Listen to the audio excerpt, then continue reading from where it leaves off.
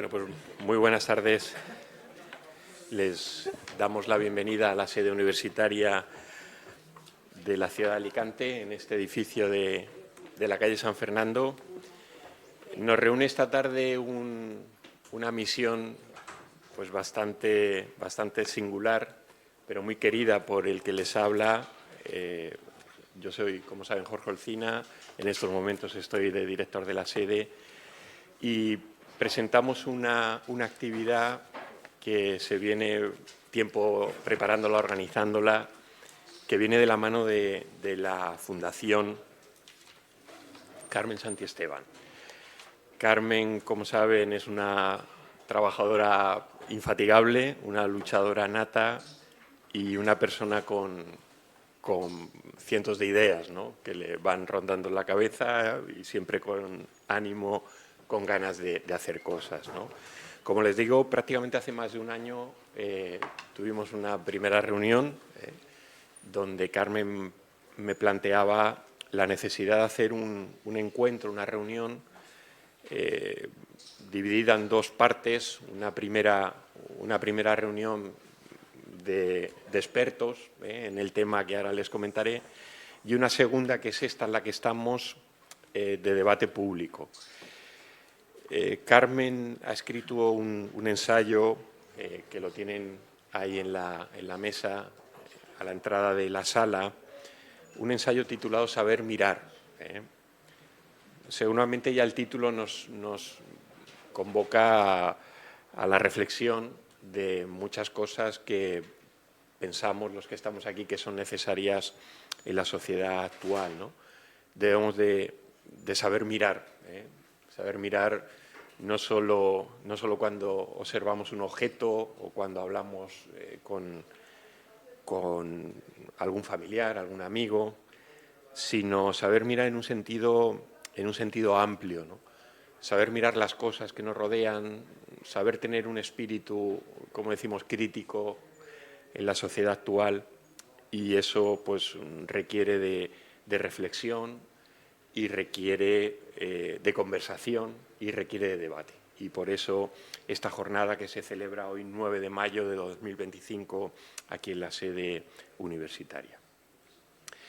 De la reunión de esta mañana, y ahora les presentaré rápidamente a los profesores, investigadores que han participado, ha surgido un texto de consenso, le hemos llamado decálogo, que a continuación se les va a ofrecer, se les leerá, y a partir de ahí pues estableceremos el diálogo y el debate con los expertos que están en la mesa. Algunos de ellos estamos aquí en la sala, en las sillas, y con todas y todos ustedes. Por tanto, les agradecemos mucho que hayan venido, porque consideramos que esta parte del debate público de la tarde de hoy, 9 de mayo, es la que puede cerrar y darle un sentido pleno a todo el trabajo que hemos hecho esta mañana. Miren, nos mueve alguna preocupación que yo creo que en la sociedad actual pues está ahí latente.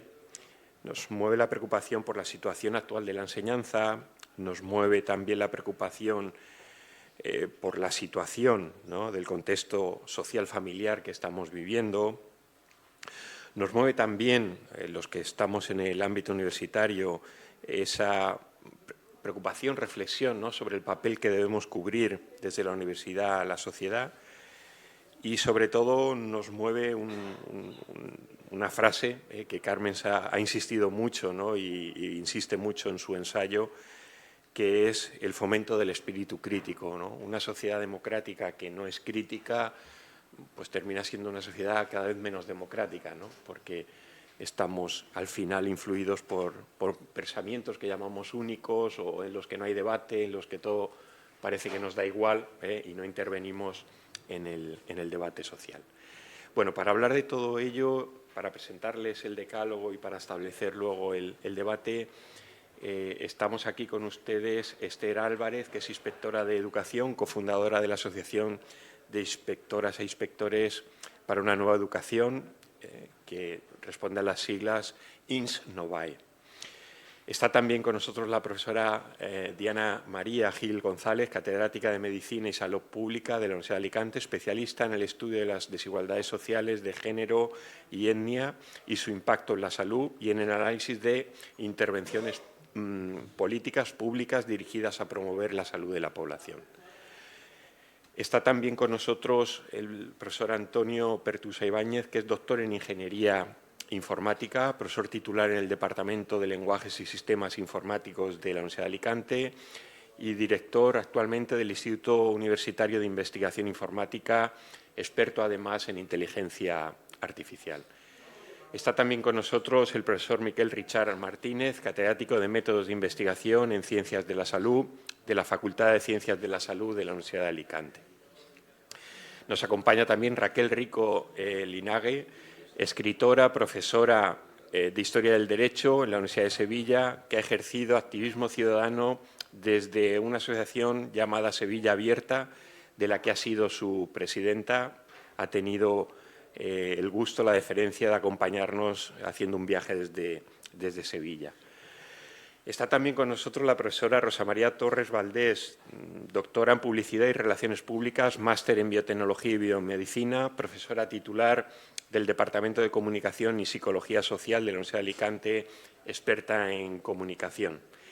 Está también con nosotros la periodista Ana Isabel Ibáñez Hernández, Ana Ibáñez Hernández, profesora de nuestra Universidad de Alicante del área de Comunicación y Psicología Social. Es vicepresidenta, además, de la Asociación de Periodistas de la provincia de Alicante.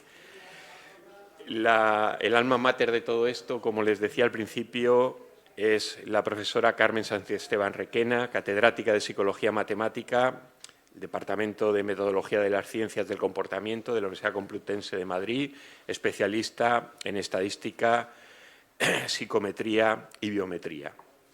Y el que les habla, Jorge Olcina Cantos, catedrático de Geografía en la Universidad de Alicante, especialista en ordenación del territorio y medio ambiente. En definitiva, un grupo de personas interesadas, inquietas, podríamos decir, preocupadas con la situación que estamos viviendo y con la necesidad de encontrar algunas líneas, algunas vías de trabajo que permitan mejorar esto que hemos llamado el saber mirar. Sin más, tiene la palabra la profesora Ana Ibáñez Hernández, que les va a proponer esa reflexión, esas ideas, fuerza, ese decálogo que hemos preparado esta mañana. Muchas gracias. Gracias, Jorge. Bueno, a mí me ha tocado esta mañana simplemente ser testigo y relatora de todo este compendio de saber, de conocimiento, de discurso, de diálogo, de debate que hemos estado durante horas generando en la otra sala de la sede y que ha dado lugar a esto que hemos llamado decálogo de saber mirar para fomentar el pensamiento crítico en la era digital. En este decálogo, el punto número 1 habla de educar desde la infancia en la reflexión, algo de especializar a la persona, al individuo, en el pensamiento crítico y que pueden encontrar en la página 77 del libro Saber Mirar, que no tiene otro objetivo que especializar al individuo en detectar esas competencias críticas que deben cultivarse en las primeras etapas educativas para no perderse con la progresión en los métodos más rígidos y tecnificados. También hemos hablado de que es necesario educar para la incertidumbre, impulsar la voluntad de aprender, ante la urgencia de replantear las prácticas educativas tradicionales, incorporando metodologías activas adaptadas a las nuevas realidades sociales y tecnológicas. También la idea de fomentar una ética de la responsabilidad individual y colectiva, que también se haya reflejado en el libro entre las páginas 46 y 47, en la página 97, en el contexto de la creciente externalización que tenemos de la culpa hacia derivarla a seres o entes ajenos, que nos impide realizar una autocrítica y revelar una verdadera acción transformadora hacia un rol social. Utilizar también el modo científico como método y marco de análisis. La capacidad de observar, comparar y validar la información debe ser una competencia transversal y así se puede deducir a lo largo de la lectura del libro. Por lo tanto, resulta aplicable tanto en el aula como en otros entornos digitales, laborales, educativos, etc. Es, por tanto, un método replicable a todas las esferas sociales. Reconocer y comprender cómo funcionan los algoritmos de las redes sociales y plataformas digitales en su papel de amplificación de sesgos, algo que resulta fundamental para formarnos como ciudadanos críticos digitales. Este punto nos ha llevado un poquito de discusión porque, en verdad, el algoritmo en sí no es peligroso, tiene sus bondades, pero sí que tenemos que estar atentos a esos sesgos que se producen en él. Fortalecer la lectura crítica frente al consumo rápido de información. La sobreproducción de contenidos no nos garantiza ni la comprensión ni el pensamiento complejo y, por lo tanto, es necesario recuperar el valor del texto tradicional, del texto escrito, el valor del debate y también, por supuesto, el debate de la argumentación. En el punto 7 hemos hablado de la necesidad de repensar la evaluación como herramienta formativa. Esto también nos ha dado un poquito de qué hablar. Evaluar no solo para medir, sino para enseñar a pensar, a analizar y a resolver y, por supuesto, a aplicar, premiando el esfuerzo individual, pero también la contribución individual a lo colectivo. Apostar por equipos docentes transdisciplinares, aquellos capaces de encontrar soluciones complejas y que requieren miradas diversas.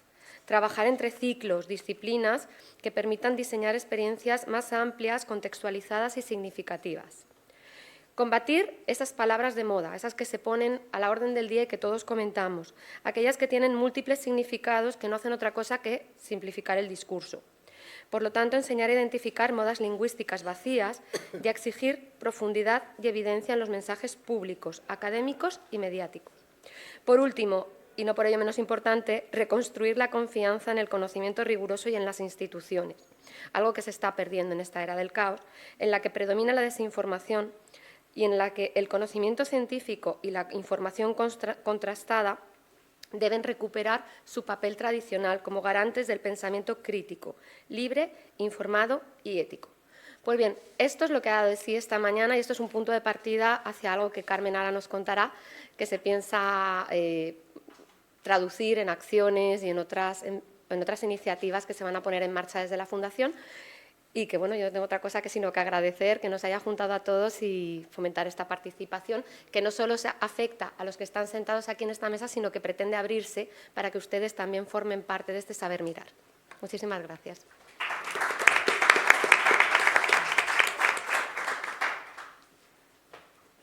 Pues muchas gracias por la buena acogida que he tenido entre los expertos y todas las personas aquí presentes y otras más que han ayudado a que esto sea una realidad. La verdad es que la discusión de esta mañana ha sido fructífera porque ha sido el cruce de muchos saberes, pero siempre en un espacio común, que es el saber mirar para construir el conocimiento. Estamos vendidos ahora a las prisas, a la información que aparece y desaparece en un instante, a no buscar las fuentes, a no verificarlas, a intentar reflexionar lo menos posible porque como una cosa se sucede a otra y una noticia a otra, vamos siempre con las prisas. Entonces, desde distintos ángulos, esta mañana hemos hecho este análisis y esta reflexión. ¿Y qué es lo que sacamos en claro? Pues que tenemos que continuar en este camino porque es un camino difícil, es un camino arduo. No hay vías muchas veces de por dónde escapar, porque se nos hace muy, muy complicado romper esa brecha que están abriendo pues, estos medios digitales y tal, que nos están desviando del pensamiento, del pensamiento personal, ¿no? Y tenemos que incidir en la sociedad. Y entonces hemos llegado a una conclusión, y es que podemos incidir cada uno en nuestro propio yo, en nuestro propio entorno, y luego en los entornos en los que tenemos alguna influencia, como es el entorno educativo y el entorno social. Y para eso pues, tenemos algunas acciones que ya tenemos que concretar, y es, por ejemplo, continuar con nuestro foro, abrirlos, buscar temas concretos de interés para saberlos mirar en distintas disciplinas, por eso hay personas de diferentes disciplinas, expertos en ellas, pero de una manera transversal. Y entonces abrirnos en la universidad y amparados también por la sede, hacer pues, una especie de ciclos en estos foros donde una mayor participación y con pues saber mirar el arte o saber mirar la educación primaria. O sea, ya ir reduciendo el entorno para, aunque todos participemos, siempre haya un liderazgo de un grupo que pueda abrir esa brecha y con la participación de todos ustedes, porque si no, no sería posible. Y al mismo tiempo también desde la Fundación estamos preparando pues incluso una participación también activa, como es un premio del saber mirar, para ver en distintas modalidades que se pudieran presentar personas de distintos estratos y para obligar a esa reflexión y también a sacar esa capacidad creativa que tienen los individuos cuando puedan expresar lo que ellos realmente piensan en ese saber mirar. Y bueno, estas son las acciones más inmediatas que hay que emprender, también hay que trabajarlas. Y lo único que quiero es dar las gracias, primero, a todas las personas que han apoyado este evento y, sobre todo, a todos ustedes, porque una de las partes que hay en el ensayo es el debate, es la importancia del debate y también, efectivamente, que no se puede uno comunicar si utiliza disonancias cognitivas y un lenguaje que está, de alguna manera, iba a decir es una palabra muy gruesa, pero lo voy a decir, prostituido muchas veces por los intereses y otras veces por la desidia, simplemente porque no nos interesa, pero seguimos ese camino. Entonces, lo que quiero hacer es, como ya de alguna manera se han presentado a los ponentes, en vez de entretenernos en decir el currículum largo de cada uno, como saben quién es quién, pues entonces lo que hago es ya abrir el debate a todos ustedes para que se dirijan a cada uno de ellos. Si alguien quiere hacer la pregunta por escrito, tengo unas fichitas, por si alguien, en lugar de hacer la pregunta oral, pues quiere hacerla por escrito, pues se le pueden dar las fichas. Y igualmente hay una fichita donde también pueden poner alguna sugerencia para que luego la reconsideremos, si se les ocurre sobre la marcha. Entonces, son unas fichas simples, como antiguamente, como yo soy muy vieja ya, pues utilizaba unas fichas de esas de cartulina, pues esas fichas las reutilizo ahora para que o bien alguien quiera hacer la pregunta, quiera hacerla por escrito, o también pues que nos haga algún tipo de sugerencia o propuesta o que quiera participar, que nos lo deje dicho. Y con esto ya, pues, ya abro el debate y ustedes son los que tienen la palabra y se pueden dirigir a cualquiera de los ponentes. Muchísimas gracias. Así, el micrófono es fundamental. El micrófono es fundamental porque, como estamos en streaming, si lo que no se hable por el micrófono no se graba. O sea que, muchas gracias.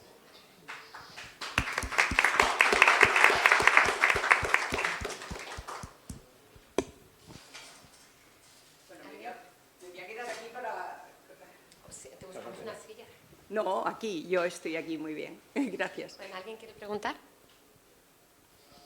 Por favor.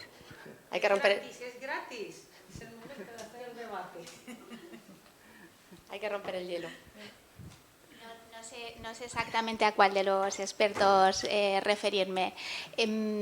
Como madre que soy, me preocupa, por ejemplo, con una niña en edad de adolescencia, el darle las herramientas para que no dé por sentado toda la información que recibe sin procesar y simplemente porque la repite la gente como un mantra.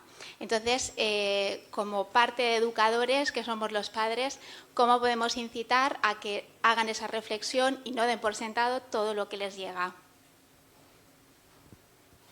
Pues que conteste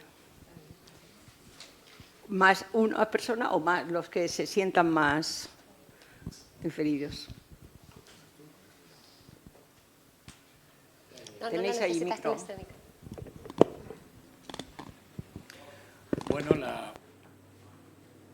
aparte de la, perdonad, aparte de la información que ha dicho, soy psicólogo, ¿vale? Es importante quizá considerarlo en este caso, ¿no? La adolescencia es una etapa complicada, ¿no?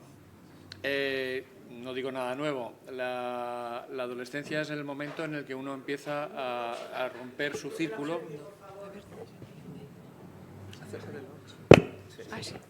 Digo que la adolescencia es un momento en el que las personas, es un momento importante en la construcción de la propia identidad. En nuestro periodo evolutivo tenemos que dejar de ser gregarios de los padres para acabar siendo nosotros y enfrentarnos a un mundo en el que vamos a estar solos, ¿no?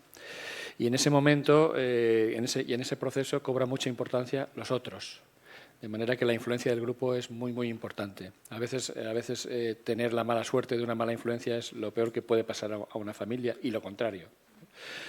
Yo creo que en las dinámicas familiares los valores, el respeto, la confianza, el no considerar que el adolescente por ser menor o tener menor experiencia tiene que tener en segundo lugar, el trato de igualdad y con responsabilidad y el ceder ese espacio de responsabilidad como actitud es importante.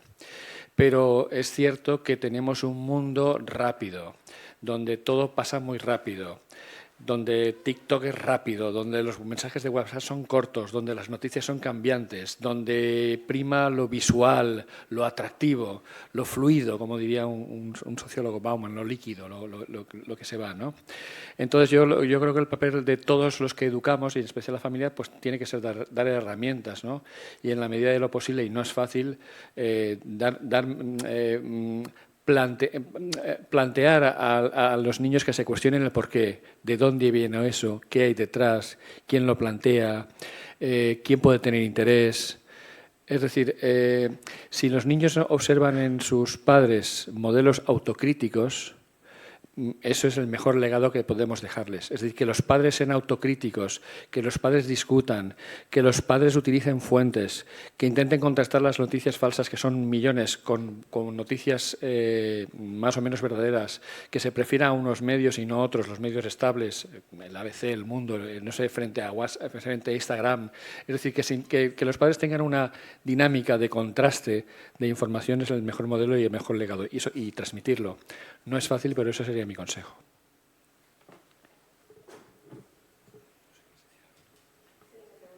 Sí, ella quería contestar también.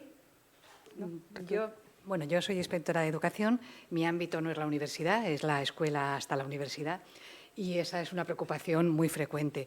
Hoy también hemos estado debatiendo y Carmen en su libro pues propone cosas que creo que todos conocemos y que son básicas, pero que a veces olvidamos, como analizar las cosas críticamente, dudar, pensar, como decía Miguel, qué intereses hay detrás y hacerlo en todo, no hacerlo solamente cuando queremos corregir algo o cuando queremos que aprendan algo, sino como una práctica habitual del pensamiento, porque hay que entrenar también esa mirada hacia la realidad que nos rodea. Es la única forma o la mejor forma de aprender, es observando, reflexionando, parándose. Y los adolescentes, claro, ellos tienen toda esa influencia que para ellos tiene mucho más peso que la que en determinados momentos tienen los docentes. La mayoría de los jóvenes se informan por TikTok, una plataforma en la que las fuentes pues, no tienen ninguna, o no se puede comprobar la credibilidad. Entonces hay que acompañarlos en esa reflexión. ¿Dónde lo has visto?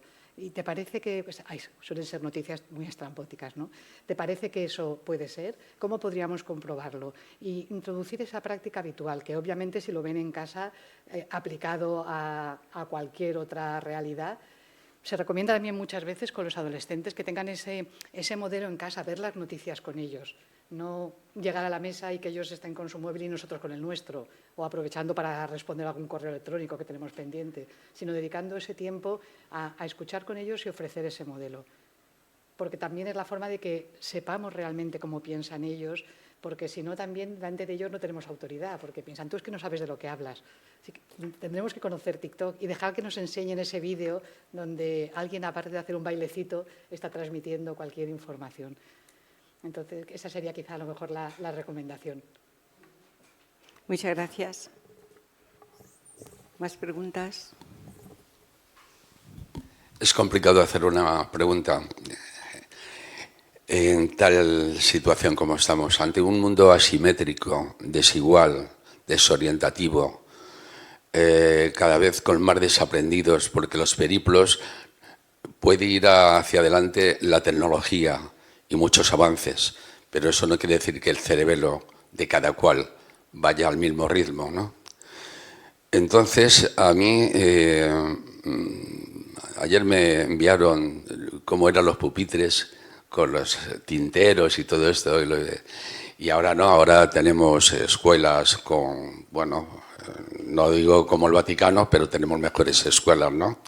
Y donde el arte imprime pues carácter. Pero yo creo que la juventud en este momento tiene una regresión y sería una pregunta para las dos, creo que tenéis muchos problemas ahora escolares, ¿no? Por lo que pasa, ¿no? Yo es que no me quiero extender en la pregunta porque es una pregunta muy larga, ¿no? De cómo podemos cambiar la enseñanza, que la didáctica sea totalmente diferente, cómo podemos recuperar la memoria, cómo podemos enseñar no la memoria de los gauchos o de la Ilíada, no, o sea, la memoria nuestra incluso de nuestro país, que los jóvenes han olvidado lo que ha pasado hace 3 décadas. Entonces, claro, yo no me quiero extender porque parezco un ponente, ¿no? Sino que quiero hacer una pregunta. ¿No tendremos que cambiar todo el sistema educativo? Hacer un planteamiento, un organigrama, como si fuera una película, ¿no? Es decir, vamos a rodar. Y para rodar hace falta mucho aprendizaje y mucho trabajo. Y yo creo que en este momento fallan 2 cosas. La enseñanza y luego esto tal vez porque los padres esto realmente no sepan bien orientar. Entre ellos me culpo yo también, cuidado. No sepamos orientar realmente a una juventud que debe de estar no tan fiscalizada, pero por lo menos sí más aprendida. Y no me quiero enrollar más. Creo que la pregunta es bastante... En fin, disculpen, Yo, si me permitís, aparte de haber interpelado esa pregunta ahí, yo quisiera contestar que esto no es... Parece como que centramos todo lo que es educación en los sistemas educativos. Esta mañana la inspectora de Educación nos decía que todo está en la ley. Si el problema no es que escribamos una ley, el problema es que nos convenzamos nosotros a nosotros mismos que tenemos que ser dueños de nuestra vida y de nuestro pensamiento. Porque las leyes de educación, esa es mi opinión, cambian y además casi todo y muchas veces, bueno, ahora ya que ellas pueden contestar, pero desde mi punto de vista que lo que tenemos que cambiar es la mentalidad propia, pero también la de los mayores, no solamente los jóvenes, siempre estamos nada más que fijándonos en los jóvenes. Pues no, es la mentalidad individual primero y luego la colectiva del entorno. Y si no nos convencemos de eso, no hay escuela que nos eduque. Esa es mi idea, pero bueno, dejo a los expertos que digan. ¿Queréis contestar vosotras? Yo puedo contestar a todas, pero creo que... No, venga. Bueno, la educación es un sistema muy complejo. Yo, como soy inspectora, siempre tengo la parte de la normativa, ¿no? Que es la que... Y siempre se nos echa en cara al sistema que estamos cambiando siempre la ley, que de esa manera no hay forma de situarse, que es cierto que los cambios normativos generan, pues, confusión, dificultad de adaptación, pero la ley de educación tiene que cambiar porque la sociedad cambia y no podríamos educar con una ley de hace 40 años. Y la ley de educación no cambia de borrón y cuenta nueva. En realidad, la mayoría son modificaciones de las leyes anteriores. Entonces, son modificaciones que con mayor o menor acierto intentan ajustarse a los cambios que se van produciendo en la sociedad. Por desgracia, lo que sí ocurre es que en nuestro país las leyes de educación están muy influenciadas por los cambios políticos. En otros países mantienen al sistema educativo más aparte de la educación, de los cambios políticos. Pero también es verdad que no podemos echar la culpa a los políticos, porque los políticos son un resultado, un reflejo de la sociedad que somos. Y nosotros entramos a ese debate. Deberíamos de, como sociedad, entender que deberíamos mantener la educación aparte para que vaya evolucionando al ritmo de las necesidades, pero no manejarlo en función de los intereses de determinado sector social. Pero es que la educación no es solo cosa de la escuela, que es lo que decía Carmen, es cosa de todos. Y a veces la escuela es que rema contracorriente, porque intentamos a lo mejor, por ejemplo, en primaria, en infantil, trabajar el aprendizaje colaborativo, la implicación en el cuidado del entorno, y no es el mensaje que reciben de las familias ni del resto de la sociedad. Entonces, esa tarea de educar es una tarea que tenemos que compartir entre todos. Pero desde educación borrón y cuenta nueva no se puede hacer nunca. Lo que tenemos que intentar es ser más críticos también, analizar lo que hacemos, ver si funciona, si no funciona, cambiarlo. Y en ese sentido sí que yo veo muchas cosas mejorables también dentro del sistema. Pero lo primero que hay que hacer es tomar conciencia y también implicarnos. También todos en los centros educativos cuesta muchísimo implicar a las familias. Hay un consejo escolar, que es el órgano que decide muchas cosas de los centros, las más importantes, y a veces es total la ausencia de los padres. Los directores tienen que buscar a padres a los que comprometen a participar. Los padres no tenemos esa cultura de la participación y creo que como ciudadanos, si queremos hacer una sociedad mejor, todos tenemos que implicarnos. Uno de los puntos que ha recogido Ana hoy es la importancia de que desde cualquier rol social podemos tener una acción transformadora. No pensar que tienen que venir los políticos a hacer una mejor ley, los maestros a hacer una mejor enseñanza, la universidad a hacer mejores profesionales. Eso es verdad, pero debemos de pensar también qué puedo hacer yo desde mi rol. Porque si cada uno desde su espacio intentara hacerlo mejor, obviamente habría un gran impacto. Si todos pensamos que lo tiene que hacer otro, que es esa exención de responsabilidad, ¿no? La culpa siempre es de alguien, pues efectivamente estaremos siempre esperando que alguien venga a solucionárnoslo y eso no funciona así. Bueno, otras. Bueno, yo trabajo en el ámbito de la salud pública, pero si hay una variable que explica o que contribuye a explicar las desigualdades en salud en la sociedad es la educación, ¿no? Si ustedes miran los datos de la Encuesta Nacional de Salud, miramos, por ejemplo, una variable como puede ser la salud mental o las enfermedades crónicas o cualquier otra variable y dividimos los grupos sociales, dividimos a la población que ha respondido a esa encuesta por grupos sociales según el nivel educativo, vemos lo que llamamos el gradiente social y la brecha social, ¿no? Es decir, la educación explica en gran medida, porque luego influye sobre las oportunidades sociales, sobre las decisiones vitales, sobre el salario, sobre los recursos, en gran medida las desigualdades, entre otras variables, ¿no? Entonces, desde mi disciplina, pues ya tenemos evidencia de que para mejorar la salud no solamente necesitamos buenas instituciones sanitarias, sino que necesitamos un contexto que no enferme a nuestra población. Y tener un buen sistema educativo contribuye a que haya menos problemas de salud o menos enfermedad o una sociedad menos enferma o más sana, ¿no? Esto es algo que es una evidencia, bueno, desde hace ya décadas importantísima, ¿no? Y sin embargo, desafortunadamente, en las políticas públicas o en las políticas de salud todavía no ha calado lo suficiente a la hora de tomar decisiones para mejorar la salud de la población, ¿no? Cuando sabemos que, bueno, que nuestros hijos e hijas, nuestros chicos y chicas tengan un itinerario formativo, el que quieran, ¿no? Universitario o no universitario o en formación profesional, de calidad, por supuesto sin discriminación y con unas garantías de aprendizaje para la vida, es un componente esencial para una sociedad más igualitaria y una sociedad más saludable, ¿no? Esta mañana la educación ha sido un tema importantísimo, ¿no? Yo casi todo el debate de las horas de la mañana estaba permeado de la reflexión sobre la educación. Al final, todos y todas tenemos contacto de una manera u otra con el modelo educativo, con el sistema educativo, ¿no? Y creo que hemos coincidido bastante en las bases de la problemática. Es una problemática o una situación que tiene muchísimas variables, que tiene que ver con el propio sistema, con las políticas públicas que diseñan el sistema educativo, con el trabajo, el desempeño profesional de los y las docentes, ¿no?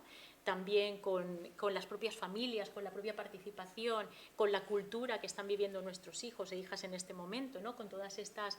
el otro día escuchaba no me acuerdo la palabra, pero esas distracciones, ¿no? Tantas distracciones tecnológicas que, bueno, la tecnología, que sabemos que es una herramienta con ese potencial, ¿no? Para el desarrollo, pues puede ser también, bueno, pues una herramienta que obstaculice, ¿no? Desafortunadamente, por ejemplo, la atención, ¿no? De nuestros hijos e hijas. Entonces, ha sido realmente un debate muy, muy enriquecedor. No siempre teníamos claro cuál era la respuesta para el cambio, ¿no? Cuál es la receta para el cambio, cuál es la palanca de cambio, ¿no? ¿Dónde hay que hacer el cambio? Probablemente de forma transversal en todos los espacios, ¿no? Yo como profesora universitaria tengo la responsabilidad de, bueno, pues desarrollar mi competencia lo más, bueno, pues óptima o honestamente posible para que los profesionales del futuro que estamos formando, pues bueno, pues tengan una formación adecuada, ¿no? Para desarrollar una profesión, ¿no? Entonces, realmente estamos ante una situación compleja, con luces y sombras, porque también hemos hablado mucho de las buenas prácticas, que no siempre se ven, ¿no? A mí me gusta mucho la investigación de buenas prácticas. Sabemos que hay escuelas, que hay colegios, que hay proyectos que están realizando actividades transformadoras. Lo que pasa es que son las que menos muchas veces se comunican y tampoco se estudian de una manera científica. La Unión Europea, la Comisión Europea, tiene un espacio que se llama de buenas prácticas basadas en la evidencia interesantísimo para poder reportar, investigar qué elementos hacen que una buena práctica educativa o de salud realmente tenga una capacidad de cambio, que al final es lo que queremos, ¿no? Que tenga capacidad de cambio hacia el desarrollo y hacia la igualdad. Entonces, bueno, hemos hablado de la transversalidad del pensamiento crítico desde las edades tempranas y con el compromiso y la formación del docente y de la docente. Hemos hablado del compromiso de las políticas públicas, de la falta de evaluación de políticas que hay en este país. En este país prácticamente no se evalúa nada. Hay un Instituto de Políticas Públicas, hay un ministerio que recoge la competencia, hay una ley reciente, normativas que recogen que tiene que haber evaluación transversal, pero no sabemos lo que funciona o lo que no funciona en este país, en el ámbito de la salud, desde luego, ¿no? Y seguramente en otros también. Por lo tanto, bueno, ir alcanzando, ¿no?, estos pequeños, quizá dando pasos hacia lo práctico, y yo acabo ya la intervención.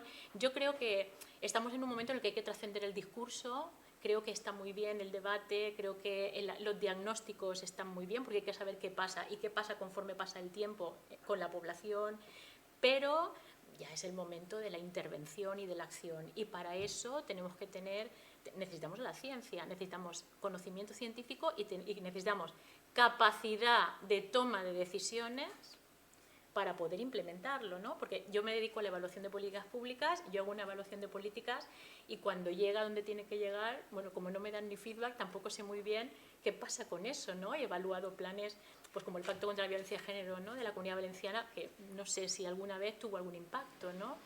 Pero fue muy preocupante la evaluación, muy preocupante.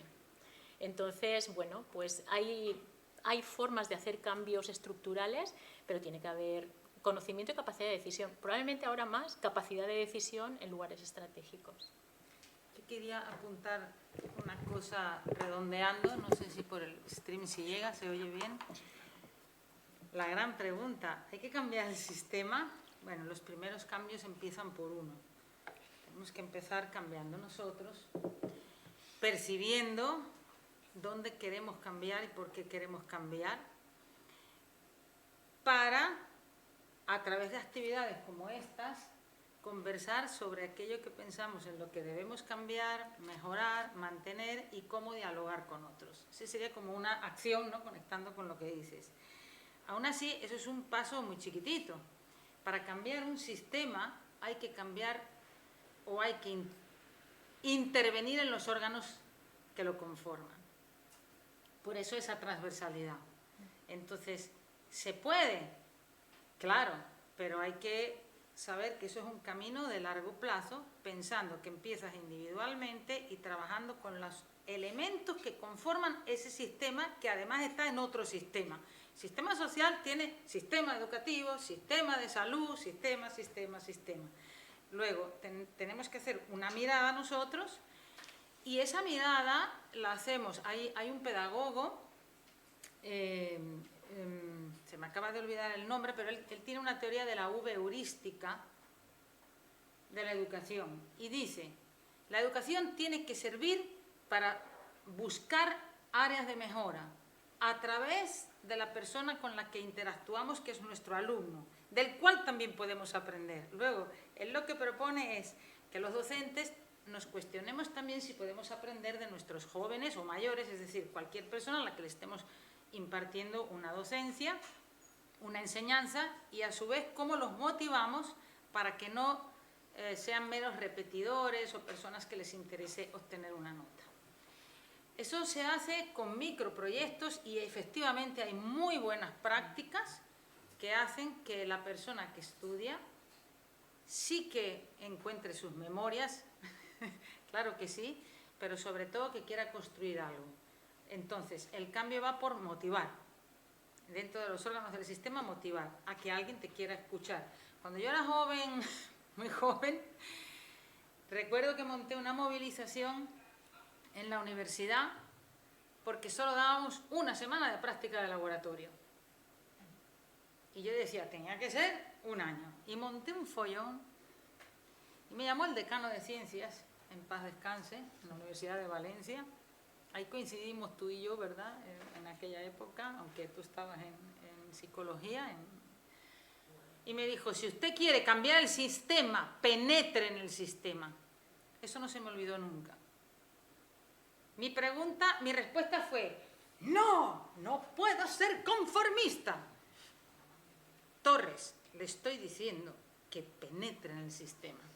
Y penetrar en el sistema es inocular, es empezar a trabajar con los órganos. Y creo que la oportunidad que nos ha ofrecido y que nos ofrece el libro es, ya estamos empezando varios sistemas a interactuar, pero tenemos que partir mirándonos de nosotros mismos para producir, podríamos llamarlo, microrevoluciones. Para cambiar un sistema, en este caso educativo, creo que no podemos ser pretenciosos, sí ambiciosos desde un punto de vista sano, pero pensar en microrevoluciones. Sí, pero, perdonad, sí que hemos coincidido en algo que usted decía, que independientemente de que el sistema, bueno, pues busca nuevas metodologías, tenemos también unos recursos también didácticos y tecnológicos diferentes, pero sí que hemos coincidido y venía en la reflexión que propone Carmen, en que lo que tradicionalmente se ha considerado necesario para aprender sigue siendo necesario.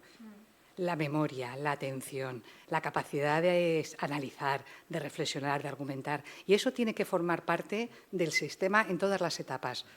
Yo conozco las etapas, como les decía, anteriores a la universidad, pero es que desde infantil, con niños de 3 y de 3 a 5 años, se puede trabajar esa reflexión con cosas que están dentro de su capacidad, obviamente, pero desde ahí, y eso hace falta, trabajar la memoria, cuando muchas cosas que son de la enseñanza tradicional no han dejado de ser válidas y siguen siendo necesarias, porque la memoria también necesitamos ejercitarla y tener memoria, y hay datos que hay que memorizar. No todo, ya por suerte podemos llevar la información, está muy accesible, pero tenemos que, algunas cosas necesitamos memorizarlas. Y lo que pasa es que también necesitamos nuevas estrategias. Ahora es muy importante saber sintetizar la información, analizarla críticamente, saber qué información es fiable y cuál no, pero desde luego ese método socrático y este método que propone Carmen rescata o quiere rescatar algunas estrategias que parece que han pasado de moda, pero siguen siendo, todos coincidimos en que claro que siguen siendo necesarias y estando en la base del aprendizaje. Sí, bueno,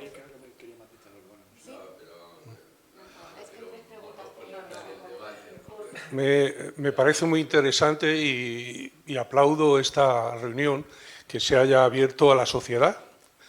El tema para mí es que yo he sido divulgador de ciencia mucho tiempo. Trabajaba en la entidad que había aquí antigua. En este edificio he trabajado yo más de 30 años. Promoví un observatorio astronómico, un observatorio móvil que iba por las ciudades enseñando astronomía. Pero la gran dificultad de la enseñanza y hacerle pensar a la gente es que tenemos un concepto bastante distinto de lo que es la cultura.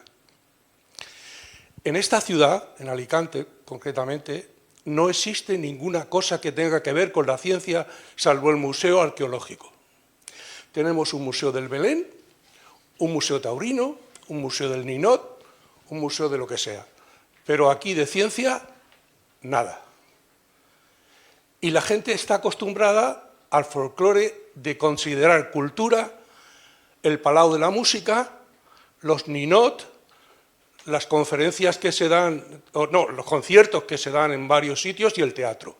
Es decir, esto es muy bueno y lo llamamos cultura, pero en realidad a la sociedad lo que verdaderamente le hace beneficio es el conocimiento científico. Si vais a Granada veréis un parque de la ciencia maravilloso, si vais a Valencia veréis un parque de las ciencias, si vais a Castellón veréis un planetario muy bonito. Aquí nada de nada. Bueno, pues yo lo que quiero es expresaros que a mí me costaba mucho cuando yo organizaba conferencias en el aula de cultura, sobre todo de ciencia, hice un ciclo que se llamaba Nuestros científicos. traje a los mejores científicos astrónomos de toda España para que dieran conferencias. Lo que más me costaba es que acudiera la gente. Miren lo que hemos venido aquí, somos poca gente en relación a la población donde estamos. Entonces, yo creo que sin darle ningún defecto a lo que estáis haciendo, os querría poner el ejemplo del frasco de las pulgas. No sé si lo conocéis. Bueno, pues es un frasco de cristal que se llena de pulgas y se les dejan ahí, y las pulgas en el primer lugar están todas saltando, queriendo escapar de él. Cuando están mucho tiempo allí, se acostumbran, que ya no van a salir, y ya se acomodan a moverse por el frasco. Y luego viene un señor, abre el frasco y las pulgas se quedan allí dentro. Ya se han acostumbrado. Se han acostumbrado a vivir sin esa libertad. Yo creo que nos está pasando lo mismo. Nos estamos acostumbrando a considerar que la cultura es solo la pintura, la música.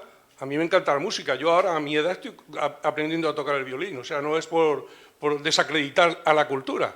Lo que estoy diciendo es que estamos olvidando la ciencia. Y la ciencia es la que más nos hace pensar. Y la filosofía. La filosofía es fundamental. O sea, lo que hace pensar es la filosofía. Y no tenemos filosofía casi ninguna. Esto es lo que quería decir. Yo, como me voy a ir en breve, pues si me lo permitís, pues respondo. Estamos en un mundo, yo creo que todo el mundo lo ve, ¿no? En un mundo en el que algunos llaman de la posverdad, ¿no?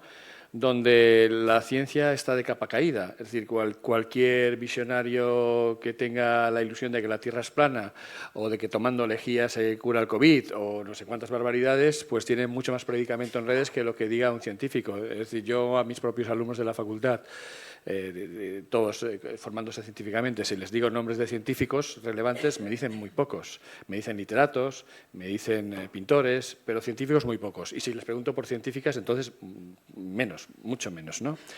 Es decir, estamos en un mundo en el que, si en el mundo industrial y postindustrial la ciencia tenía valor, ahora la ciencia tiene menos valor. Ahora, le comentaba antes en nuestro grupo que cuando yo era pequeño había un programa que se llamaba La Clave, donde los expertos iban en función del tema que se elegía. Ahora no, ahora los contertulios son contertulios que hablan de cualquier tema. Eso es un reflejo de la sociedad. De hecho, hace años era improbable que un alumno dijera mi opinión es tan válida como la tuya. Ahora algunos alumnos al profesor le dicen que su opinión es tan válida como la del profesor. Es decir, hay un descrédito de las instituciones científicas y un descrédito de los científicos en cuanto al valor que como institución social tienen frente a otras instituciones. Es un fenómeno mundial y global. Entonces, ¿nosotros qué podemos hacer? Bueno, intentar contrarrestar esa influencia. Hay un montón de asociaciones científicas que intentan difundir el valor de la ciencia en contraste con esas noticias falsas. Y, por ejemplo, en nuestro país el Gobierno ha sido muy consciente de ese problema, de manera que en los últimos tiempos la ciencia española, por ejemplo, es una ciencia muy buena. Es decir, nuestros hijos cuando van a las universidades se forman bien, se forman muy bien. O sea, nosotros somos un país tremendamente eficiente, con muchísimos menos recursos tenemos resultados mucho más potentes. Cualquiera de nosotros que está aquí, cuando manda sus resultados de investigación en el mundo, estamos compitiendo con Harvard, con Stanford, con Cambridge, sin ningún complejo y sin ningún problema, con menos recursos, con peores sueldos. Pero sí que hay un movimiento mundial precisamente de las instituciones científicas a nivel europeo y también español por reivindicar y dar valor. Nosotros durante muchos años lo digo los investigadores españoles de las universidades y el Consejo Superior de Investigaciones Científicas, hemos estado sometidos a una presión por competir y que fuéramos iguales de buenos científicamente que los de algunos países. Hemos conseguido en algunos campos incluso ser mejores. Por ejemplo, los investigadores médicos españoles están por encima de lo que España representa con respecto a su PIB. Son muy buenos, muy competentes en cualquier especialidad, ¿no? Pero era algo oculto, algo que ocurría de puertas adentro. El Gobierno, consciente de ese problema, nos ha instado a todos los investigadores a que demos un salto y que pasemos a algo en lo que ahora estamos empezando, que es la divulgación y la difusión. Me imagino que ahora que hay esa responsabilidad institucional por parte del Ministerio, animando a todas las universidades públicas y privadas a que la ciencia salga, la ciencia va a salir. Yo les cuento una anécdota. Soy muy amigo del director de la televisión intercomarcal, que se ve por toda la provincia, ¿no? Entonces el director me llama y dice: «Oye, Miguel, ¿qué pasa?».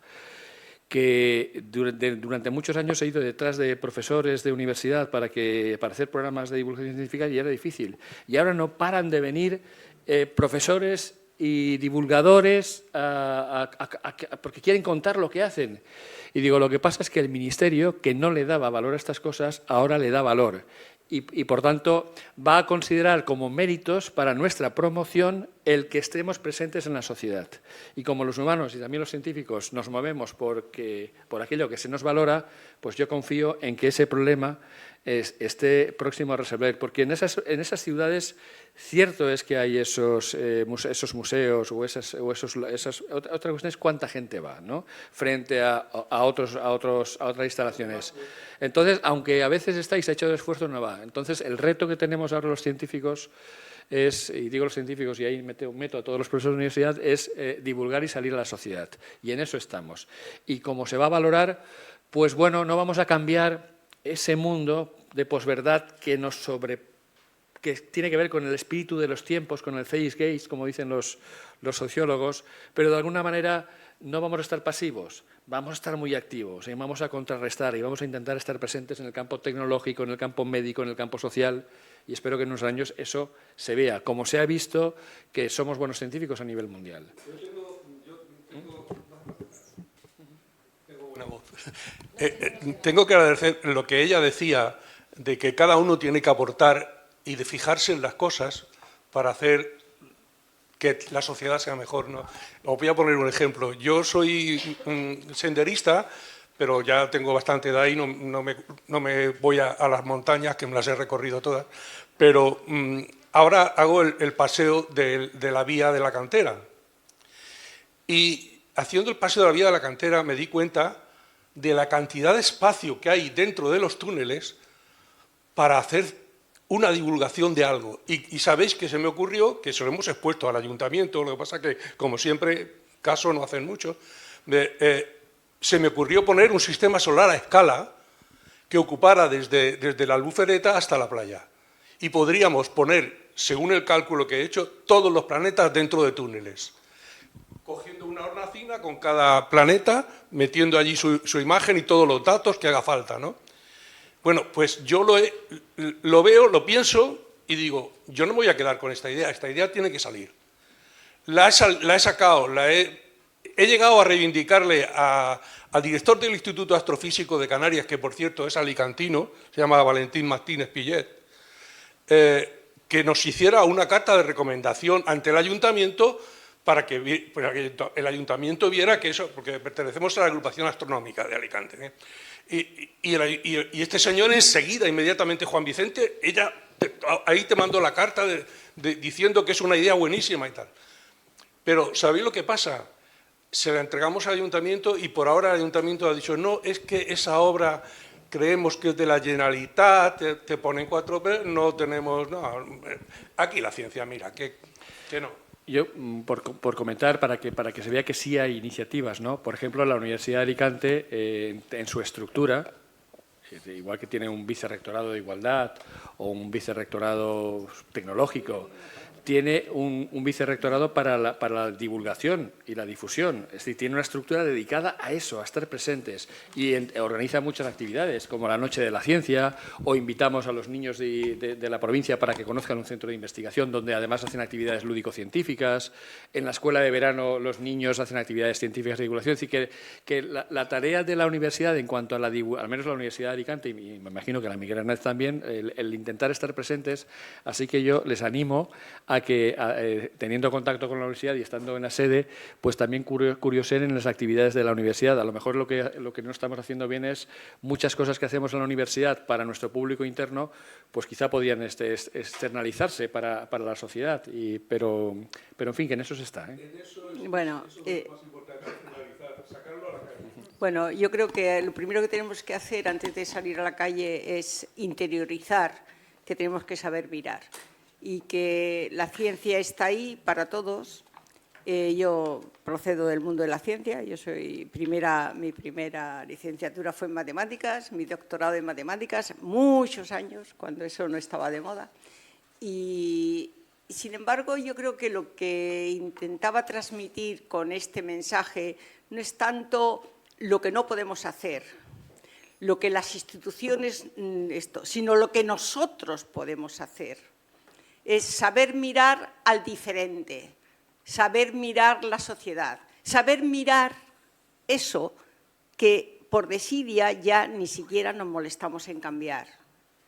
Estamos adormecidos por un mundo tecnológico y nos dejamos llevar porque es más cómodo. Eso es lo que es una de las partes, eso. Por eso uno de los capítulos es la desinformación, otro de los capítulos es el debate, el espíritu crítico, etcétera.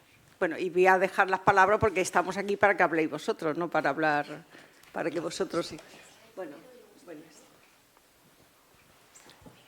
Sí, muy buenas tardes. Yo quería hacer una pregunta que me gustaría que esté abierta a todos los ponentes de esta tarde.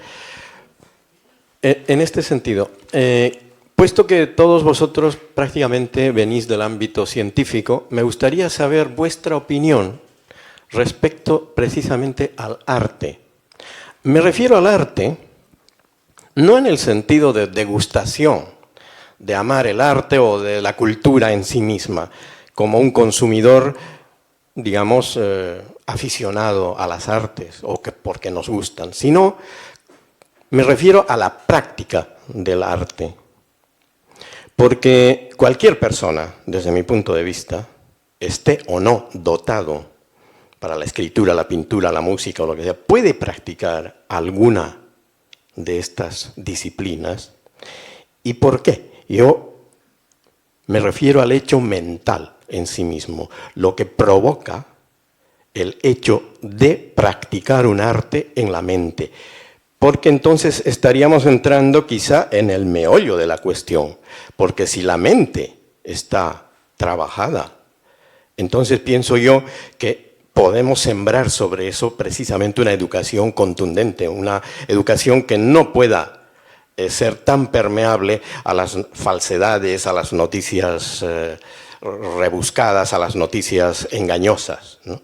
Entonces, desde el punto de vista de que vosotros venís de la disciplina de las ciencias, me gustaría conocer ese punto de vista que cada uno de vosotros tenéis sobre esto de la práctica de las artes. Gracias.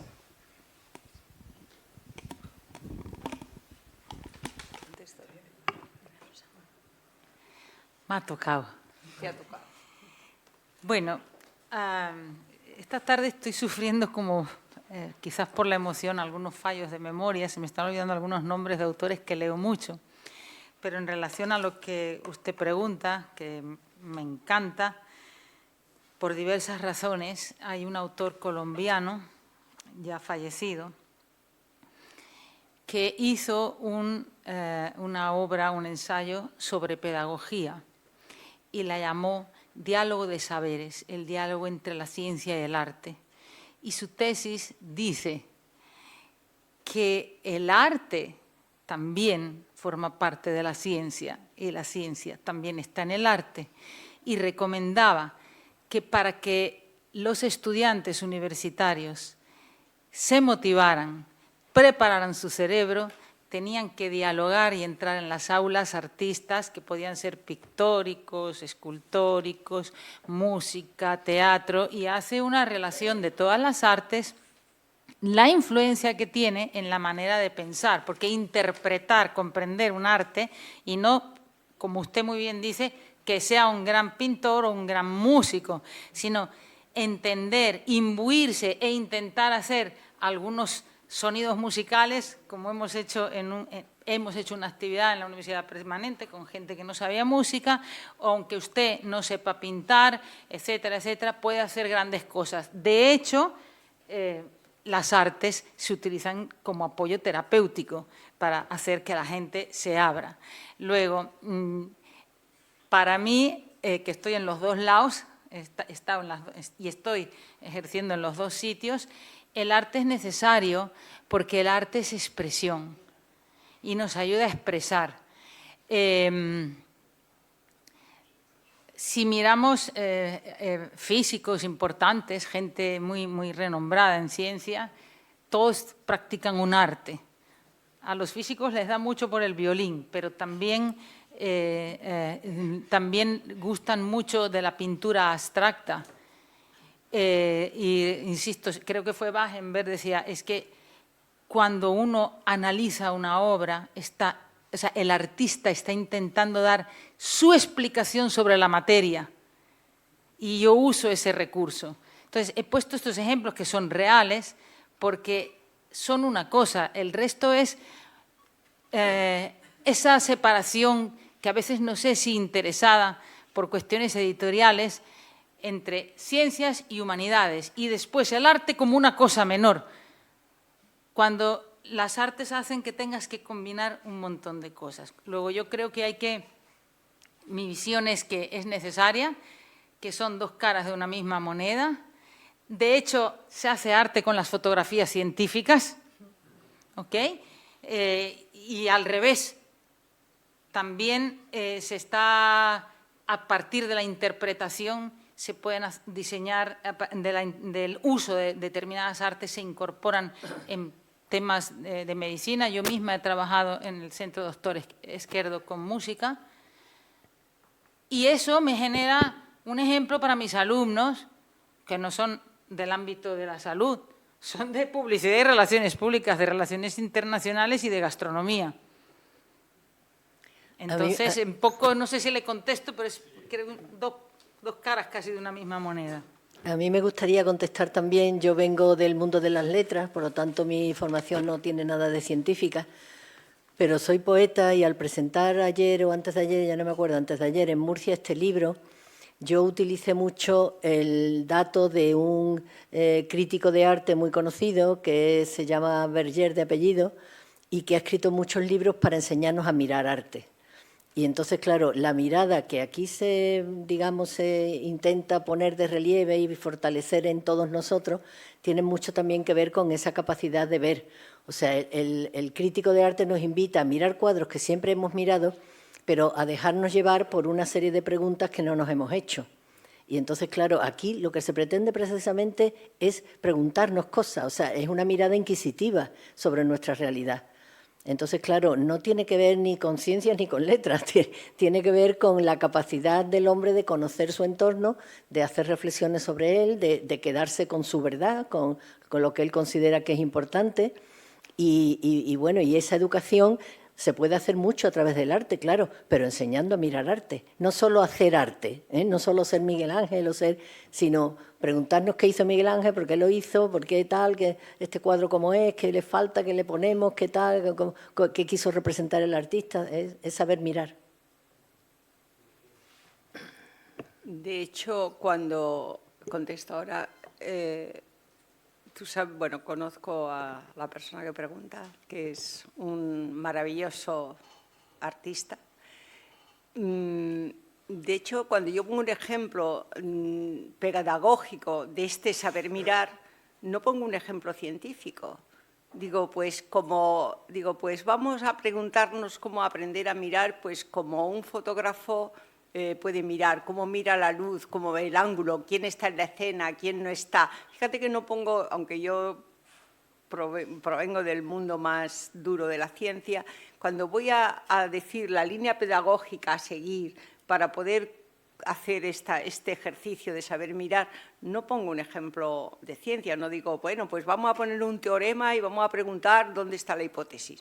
Sino digo, no, vamos a ver un fotógrafo que mira la luz, dónde está la luz, el ángulo, la perspectiva, quién está en la escena, preguntémonos quién está, quién no está, por qué no está, si la fotografía es espontánea, si es robada, si es encargada, quién la encargó, quién la pagó, etcétera, porque es la serie de preguntas que nos hacemos con todo. Entonces, el arte es una parte de la vida, es mirar la vida, es saber mirar todo. Y el arte es que, de alguna manera, está impregnado de todo lo demás, pero todo lo demás también está impregnado de arte. Yo, desde pequeñita, discutía que cómo era eso de ser de ciencia o ser de letras, ¿no? Porque teníamos el bachillerato de ciencias y de letras, ¿no? Y yo decía, ¿cómo? Es que tú eres de ciencia, y siempre discutía lo mismo. O sea, que yo porque soy de ciencia no tengo que saber quién es Juan Ramón Jiménez. Eso lo decía cuando tenía 10 años, ¿no? Decía, no, pero esto... Porque esas divisiones artificiales siempre las he rechazado por principio, aunque existen en la realidad, porque nos la han dividido. Pero yo no creo en el conocimiento estanco. Yo creo que todo es permeable y que solamente el conocimiento se adquiere cuando te dejas impregnar por todo.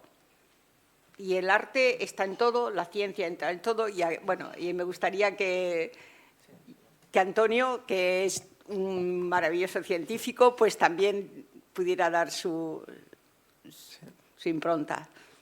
Bueno, en mi caso también soy músico. Bueno, me toco el piano desde pequeño. Como se ha comentado, el arte está muy relacionado con la ciencia. La música son matemáticas, al final.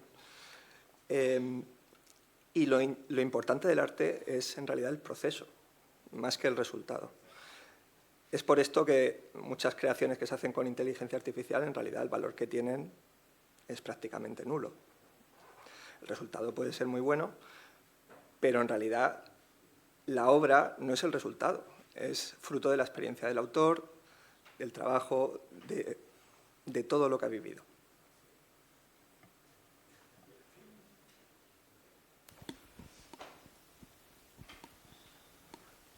Vale, muchas gracias por las aportaciones. Hace 7 o 8 años leí un libro que me ha cambiado completamente mi forma de pensar. Se llama Pensar por sí mismo.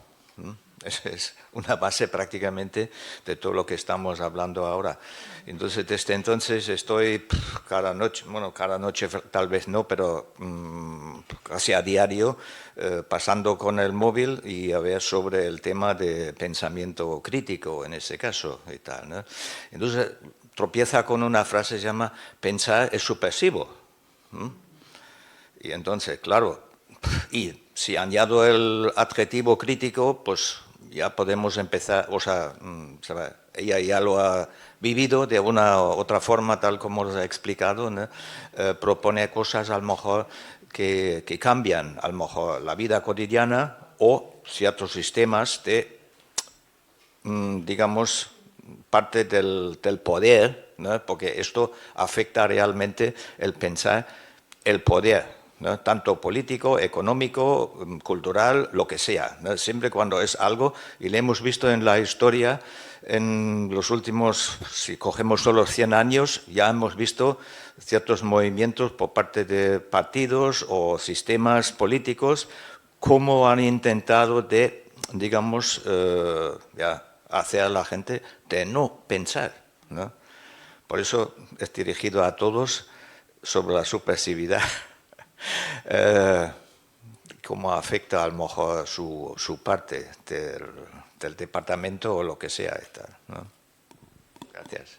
Si me permitís, como experta en comunicación y trabajo temas de desinformación, tiene toda la razón. Pensar es subversivo. O sea, pensar es peligroso. No lo digo yo, eso dice No, el artículo. es peligroso, es peligroso. Y eso lo han entendido muy bien las grandes tecnológicas, que han creado unos sistemas de información a partir de las redes sociales que vienen a inundarnos de contenidos que somos incapaces de digerir. Eso tiene ya un nombre que se llama infoxicación.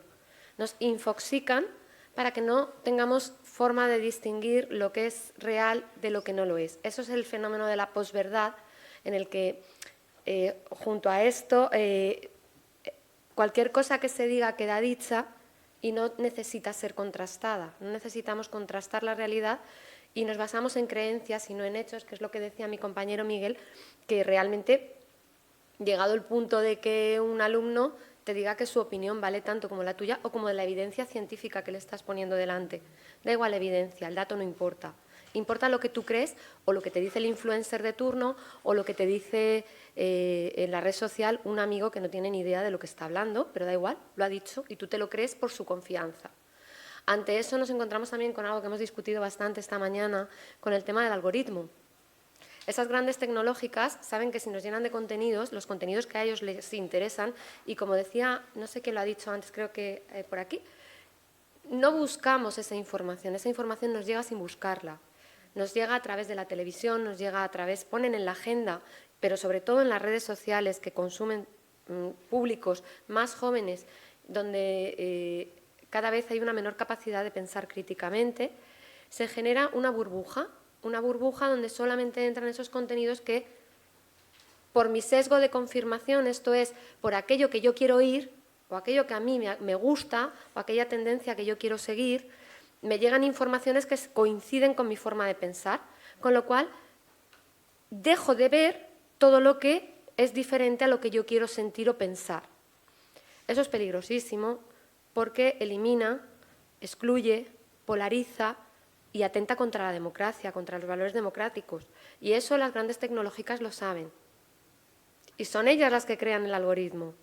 De ahí la necesidad de, frente a ese apagón informativo que hemos vivido estos días, por ejemplo, hemos salido a la calle, hemos compartido, ¿no? Hemos hecho cosas que no hacíamos con anterioridad, nos hemos parado a leer, nos hemos parado a pensar. Y eso nos tiene que hacer reflexionar sobre la importancia de generar, de plantar la semilla, como dice Carmen con el libro, de pararnos a dudar, a reflexionar, permitirnos el lujo de pensar por nosotros mismos, aunque eso sea peligroso para otros. ¿Cómo lo hacemos? Pues en eso estamos, viendo a ver cuál es la mejor forma, y creo que los que estáis aquí tenéis el condicionante y la responsabilidad de seguir ejerciendo esto entre todos, ¿no? Porque como depende de cada uno, todos los que estamos aquí ya somos cómplices de algo. Había más palabras. Una aquí, no, y otra aquí. Luego, pedid las palabras que... Sí. ¿Qué hora es? Sí, sí. ¿Está encendido? Sí. Sí.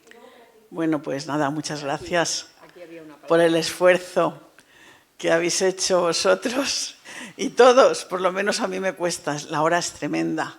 Pero bueno, es que somos alicantinos, pero quiero decir en favor de todo alicantino que ánimo y que la perseverancia es lo que cuenta. Yo creo que Alicante está preñado de bibliotecas donde la gente puede leer y puede ir a coger libros. Está lleno de gente ilustre.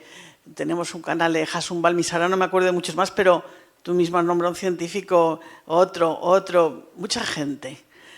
Ilustres que están en la cultura de hoy día. Y una frase puesta en boca de un ninot puede ser muy interesante. No me gustan las hogueras porque la calle huele mal, pero es mi tierra, es mi cultura, claro que me gusta. Y eso también es cultura, y también se aprende, y ahí también se fragua todo. Por supuesto, el arte maravilloso, gracias a todas esas asociaciones que surgen de gente desocupada, que cuando te jubilas te acogen, pues para empezar a dar unas pinceladas y para poder arrancar después de haberte tirado hasta los 68 trabajando como una loca. Pero aquí se ha obviado un poco el tema de los valores en el conocimiento. Yo creo que la base tiene que arrancar en los valores. A mí del libro de Carmen, de tu libro, te voy a decir una cosa un poco fuerte.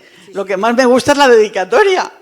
Todo lo demás me encanta, pero es que la dedicatoria la leo y la vuelvo a leer. Y me imagino a tu abuelo y a tu abuela y al otro y la elegancia del otro, y yo los comparo con los míos y digo, si es que son los valores, que es que nos hemos olvidado de los valores. Porque un niño de hoy día, tú le puedes dar todo lo que quieras. Habéis dicho aquí que el niño sienta que el pensamiento es suyo, pero ¿cómo lo va a sentir si el niño se siente precario? Porque hoy tiene un papá y mañana tiene una mamá distinta, y luego tiene unos primos que no sabe, y luego tiene una realidad que no tal, y luego... es que llega un momento que lo único que quiere es hacer mandalas en el cole, pero no inventarse el mandala, que le den fotocopia al mandala para relajarlo. Y de vez en cuando el niño te viene y te pinta algo y dices, bueno, entonces aquí no hay ni más ni menos que seguir. Seguir como hemos hecho, creo que te conozco, creo. Y gracias a esa asociación, yo por ejemplo, me dejé de fumar. porque vi lo importante que era no contaminar el ambiente cuando había esas maravillas en el firmamento. Entonces creo que la perseverancia, la paciencia, la elegancia, el no ser excluyentes y cantidad de valores que podríamos, no sé, sacar del fondo del cajón, que es que se nos han olvidado, y que no nos metan por las narices el desgaste que nos están metiendo y vendernos toda la vida y por haber, y gente que se empeña en que no quiere que pensemos porque quieren que les votemos o que les compremos lo que ellos venden, que son los dos polos de hoy día. Alicante nunca va a ser Granada ni va a ser Murcia. No es ni mejor ni peor. Alicante va a ser lo que es, una ciudad de servicios porque tiene un clima maravilloso y nuestra cultura pues siempre será de una determinada... Pero tenemos de todo y no hay que desesperarse. Bueno, María lo que hay que hacer es seguir. Bueno, no, hay que ir a los valores. Bueno, pues como hay que saber mirar, Vamos a buscarlos. De momento, un momento. Yo he puesto 4. No. Perseverancia, elegancia, paciencia... Debates cruzados no. Lo que yo quiero decir es que también hay que saber mirar la propia terreta y entonces saber que hay sol, pero también saber lo que tenemos, pero también admitir lo que nos falta. Porque en ese saber mirar no podemos... cuando uno se empeña en que algo sea como uno quiere verlo, pues entonces eso es una de las cosas que digo. Cuando uno no quiere mirar, entonces te vuelves o bien un extremista defendiendo un tipo de valor o te vuelves un pasota. Porque el que no sabe mirar, eso es una de las cosas, el que no sabe mirar o no quiere mirar, entonces eso es en ese no querer reflexionar, en eso no querer interiorizar cosas, unas que te gustan, otras que no, unas que son críticas. Entonces, en esa manera las personas van deviniendo en un acomodarse a un sistema, y digo, o bien te vuelves extremista en el sentido, bueno, pues yo adopto esta teoría y ya está, y este es el que a mí me encaja y este para mí. O te vuelve a un pasota, aquí todos son iguales, esto da igual, porque esto es lo mismo. O sea, es un peligro siempre, eso es lo que defendemos. No estamos defendiendo aquí ideas propias, estamos hablando pues, de una teoría, de una filosofía general de qué es lo que tenemos que exigir. Tenemos que exigirnos la reflexión, tenemos que exigirnos el silencio y los valores. Hay una frase en el libro que digo que esta manera de ir mirando, esto genera un cierto etos, una manera de estar en la sociedad. O sea, las cosas no empiezan y acaban así en un punto, sino que es todo un devenir y, como hemos dicho antes, con el arte, con la cultura, todo eso se va impregnando en la persona y eso está lleno de valores. Y los valores también, los que es un valor muy apreciado por unos, pues a lo mejor no es un valor tan apreciado por otros, pero hay unos valores que sí son importantes. Por ejemplo, hoy, que algún amigo me ha recordado que hoy es el Día de Europa, pues hay un valor que tenemos y que tenemos que reivindicar, que es el valor que tenemos con todos sus defectos, que es el valor, por ejemplo, de la democracia. Hoy que es el Día de Europa, tenemos la fortaleza. Bueno, pues es un valor que tenemos que preservar. ¿Cómo? Sabiendo mirar. Con todos sus defectos, porque los tiene, pero tenemos que preservar todo aquello que va constituyendo un valor. ¿Y qué es un valor? El que hace avanzar a la sociedad en un sentido de mayor humanidad, mayor humanismo y mayor justicia entre nosotros. Eso, hacia ahí vamos. Y eso es para mí, eso es el conocimiento.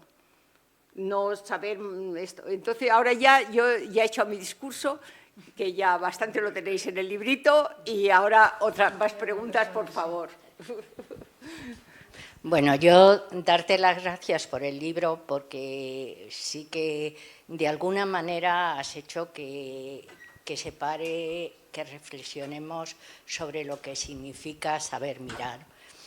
Me gusta mucho cómo has planteado pues todo, y el tema de que has reunido a una serie de personas, tanto de educación como de sanidad, de las letras, de informática, del periodismo, de muchos sitios, ¿no? Eso es muy importante y sé que hoy habéis estado toda la mañana reunidos y pensando.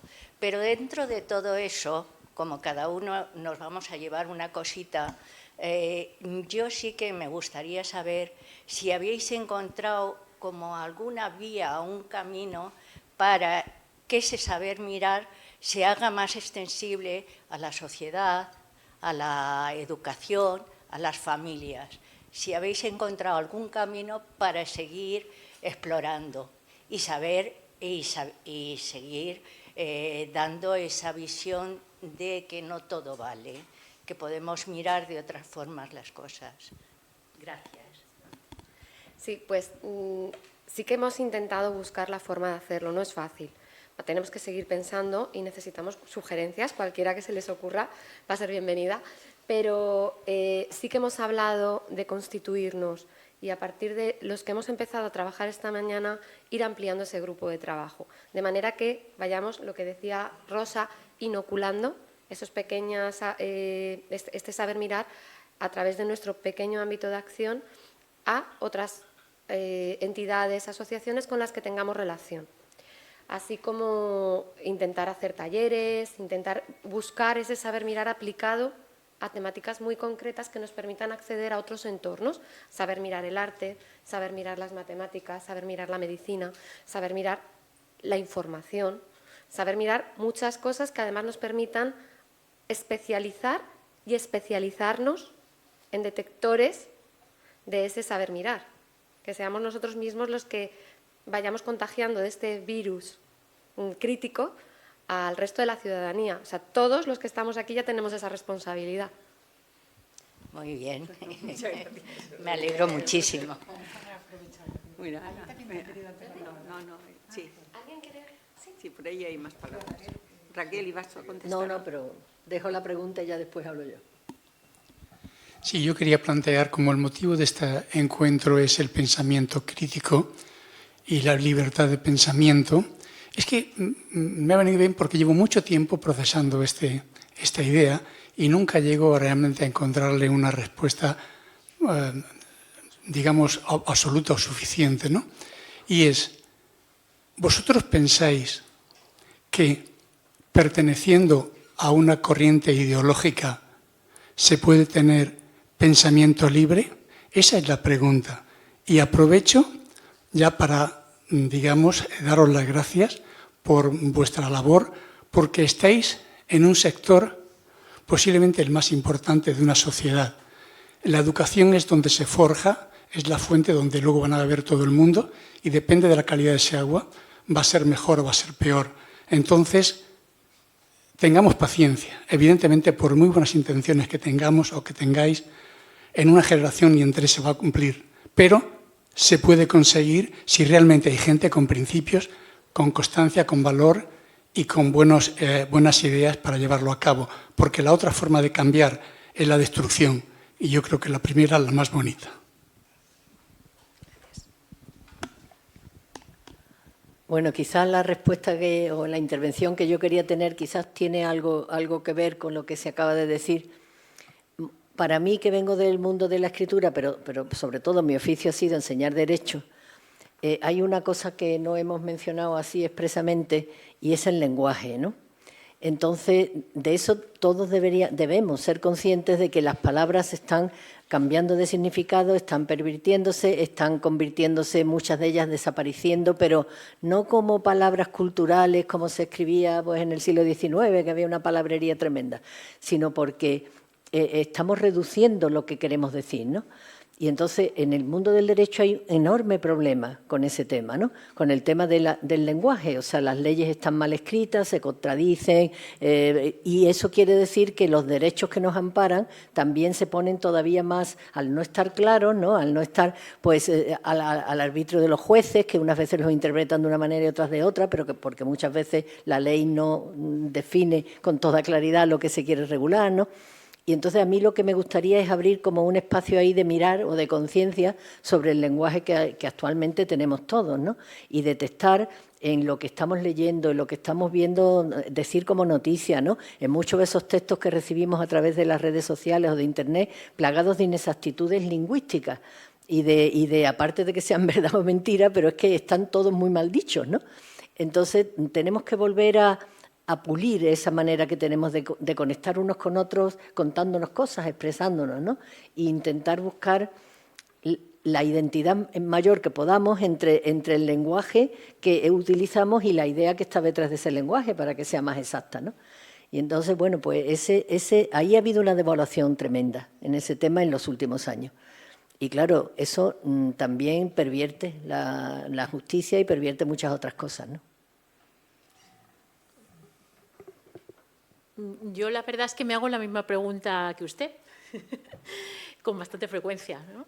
En salud pública la ideología es una variable de análisis, es una variable independiente. Estudiamos la influencia de la ideología como determinante de la salud, desde dos perspectivas, más una que otra, ¿no?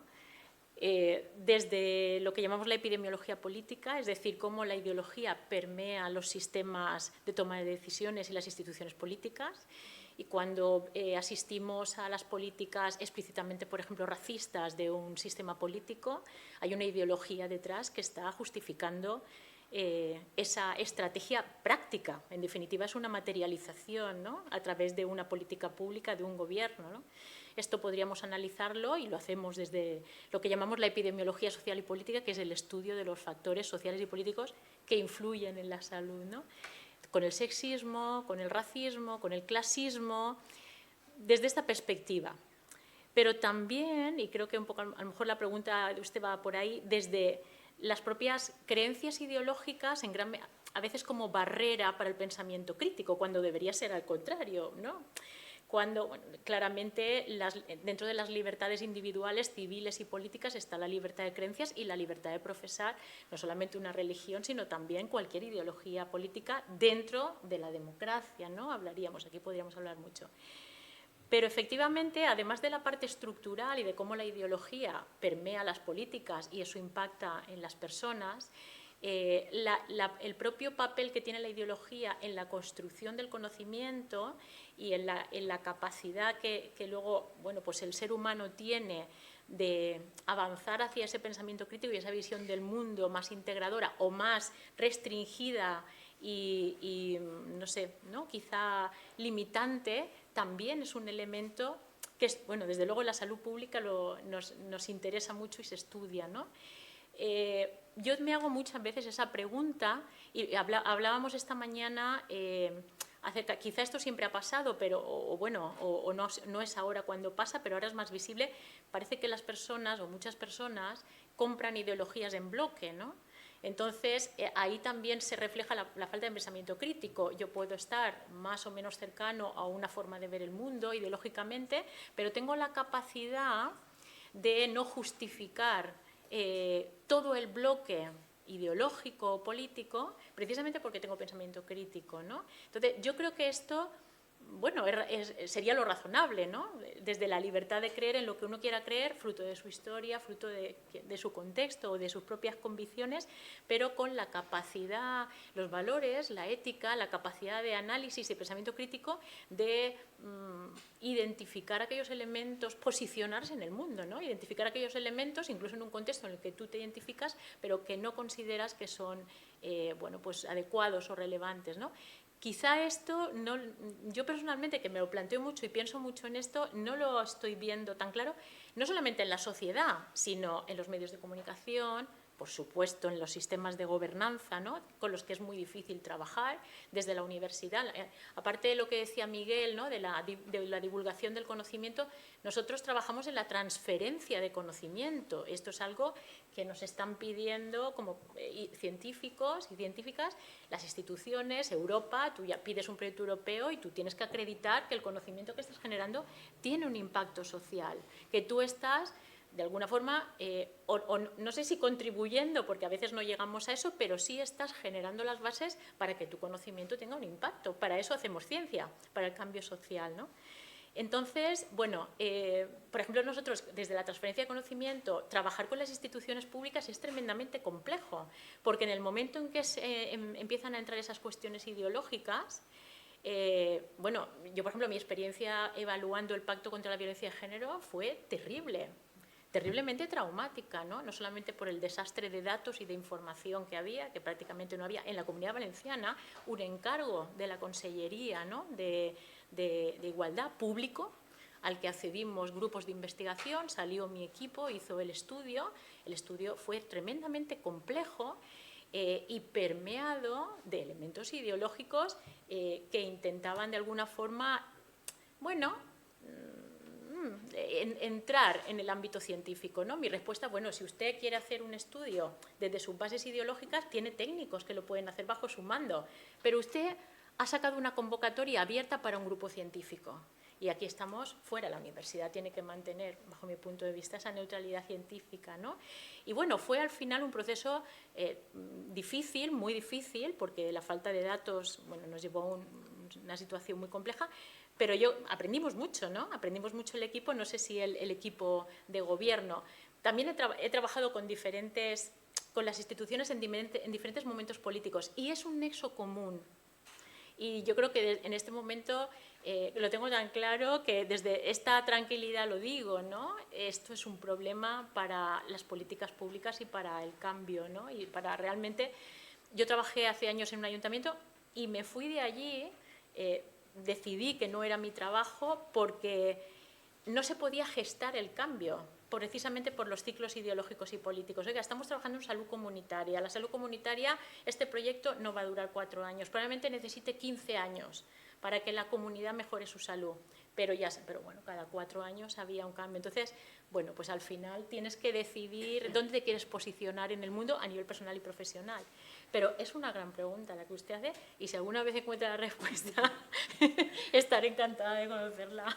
Yo quería apuntar una breve cosita en relación con esas preguntas tan retadoras.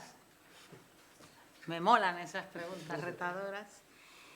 Es que usted dice, ¿puede haber un pensamiento libre si está uno participando de ideología, de una corriente ideológica?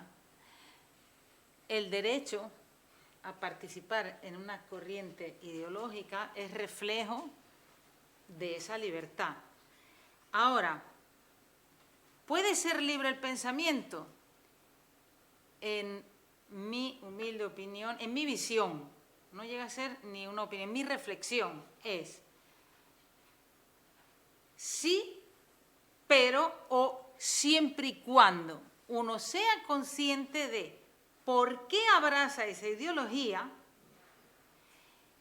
qué elementos tiene que cree que van a ayudar a esos cambios positivos y que también pueda ser lo suficientemente crítico como para reconocer dónde debería mejorar.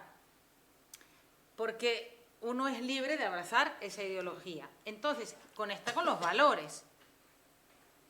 Yo abrazo esta ideología, pero tengo que hacer esta política pública y voy a tener que reflexionar si me gusta más o menos. Y por eso vemos ciertas peleas en grupos ideológicos. No estoy hablando extremadamente partidistas de gente dedicada a la política que, vamos, no vamos a entrar a comentarlo, sino que en profundidad yo abrazo algo porque quiero cambiar algo, pero además por mi libertad, pero dentro de mi libertad también tengo que ejercer la crítica si entiendo que hay algo que cambiar en esta ideología. Es decir, es una cuerda floja.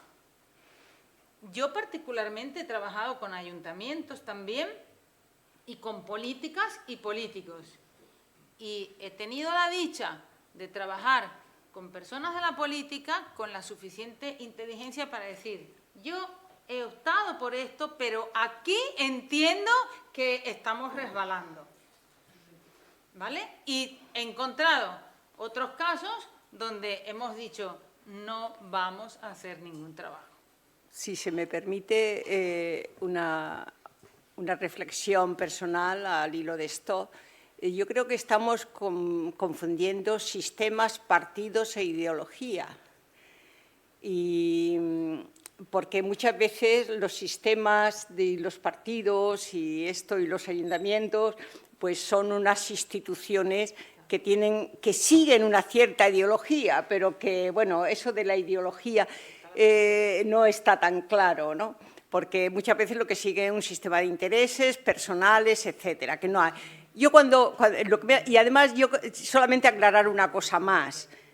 Creo que en la actualidad estamos etiquetando como ideología posiciones éticas. Por ejemplo, si yo digo, yo defiendo el sueldo digno porque yo creo que los sueldos no son ni dignos ni dignos, un sueldo justo para una persona que trabaje en tal sector. Entonces me dices, tú eres de izquierdas.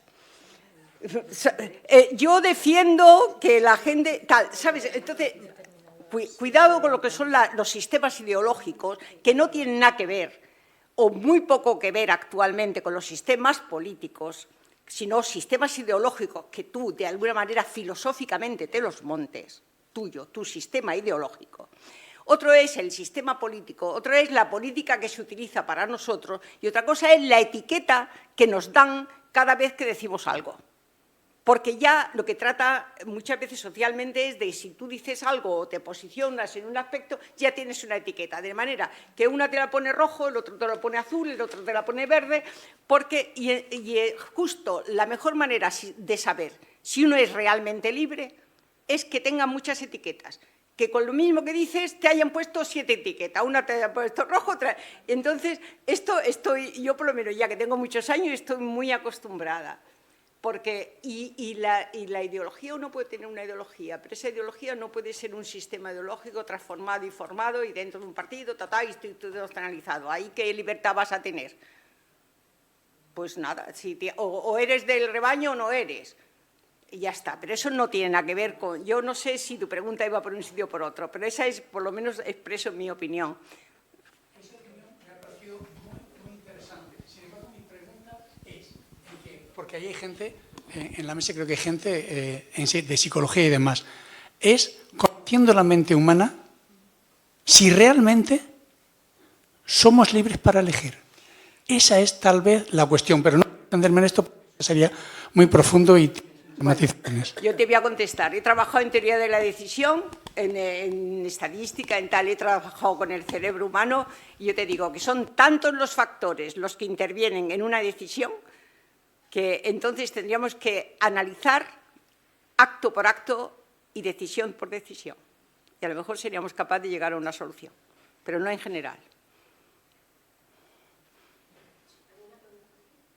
Había Luis. Gracias. Una de las cosas preocupantes del mundo actual, que para mí quizás es de formación profesional, es cómo se está maltratando al idioma. Lo digo pues, en la televisión deja mucho que desear y ese mucho que desear se produce en muchos planos. Primero por la incultura, hay por ejemplo las tertulias, en el plano ideológico y político hay algunos que se les nota cierta seriedad, cierto nivel de información, pero otras son mediocres que van directamente a su propio interés. Eso se ve mucho, lo cual rebaja, por supuesto, el interés globalmente que producen globalmente. Luego, por otra parte, da vergüenza ver que los letreritos al pie de la imagen están llenos de faltas, incluidos en el canal 1, que es el del Estado, el que parece estar más directamente vinculada al Estado. Eso es otra cosa. Y a mí, que yo he hecho la carrera, mi carrera personal siempre en el extranjero, solo recientemente hemos venido ya para quedarnos en España definitivamente y me gustaría a los que estáis en activo en la universidad preguntarle un par de cositas de paso. ¿Hay aquí mucho oyente? Es decir, señoras o señores que van a escuchar, sobre todo en letras, que van a escuchar las clases para formarse, para cultivarse, sin estar matriculados y sin ningún compromiso. Eso por una parte. ¿Hay muchas o poco?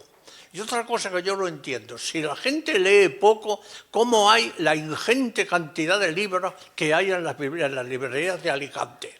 O sea, la Casa del Libro de Alicante es más gorda que Payó de Ginebra. Y Ginebra es la capital diplomática del mundo. Bueno, y aproximadamente con la población de Alicante. ¿Cómo es posible? Yo no entiendo cómo hay tanto libro que se vende si dicen por otro lado que la gente no lee. ¿Cuál es la verdad? Es decir, a ver, ¿tenéis una explicación o no? Es que hay otra cosa, es fundamental, la lengua es fundamental, porque pensar, bueno, si no se conoce a fondo la lengua, uno no piensa bien, piensa más bien mal. Y luego está muy bien que se sepa inglés, que es la lengua internacional ahora, eso es evidente. Pero dejarse colonizar torpemente por el inglés no es lo mismo que el reconocimiento de que el inglés es útil. Cuidado, porque muchas veces se termina, sobre todo en el nivel pijo de la sociedad, esto es fundamental. Sobre todo, antes era muy notable en Hispanoamérica, pero ahora está pasando aquí.